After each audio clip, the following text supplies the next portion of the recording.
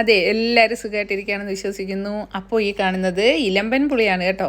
അപ്പം നിറയെ കാ പിടിച്ചിട്ടുണ്ട്. ഈ ഇലമ്പൻ പുളിയെന്നും പുളിഞ്ചിക്കയെന്നും ഒക്കെ പറയാറുണ്ട്.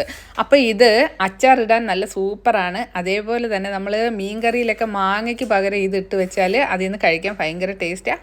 അതേപോലെ ഇത് ഇട്ടിട്ട് ഒരു കറിയും വെക്കും കേട്ടോ.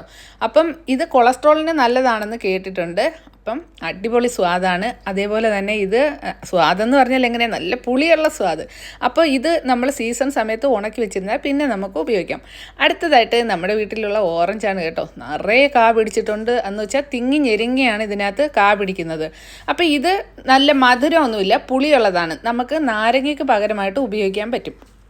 ഇപ്പം തന്നെ നമ്മുടെ വീട്ടിൽ ഗസ്റ്റൊക്കെ വരുവാണെന്നുണ്ടെങ്കിൽ പഴുത്ത ഒരു 2-3 പറിച്ചുകൊണ്ട് വന്നിട്ട് നമ്മളത് പിഴിഞ്ഞ് നമ്മൾ നാരങ്ങയ്ക്ക് പകരം എങ്ങനെയാണോ നമ്മൾ നാരങ്ങ വെള്ളം ഉണ്ടാക്കുന്നത് അതേപോലെ ഇത് ഉപയോഗിച്ച് കഴിഞ്ഞാൽ അത് നല്ല ടേസ്റ്റ് ആട്ടോ. അപ്പം നമ്മളിന്ന് കാണിച്ചത് നമ്മുടെ ഇലമ്പൻ പുളിയും നമ്മുടെ എന്താണ് പറയുന്നത് ഓറഞ്ചുമാണേ.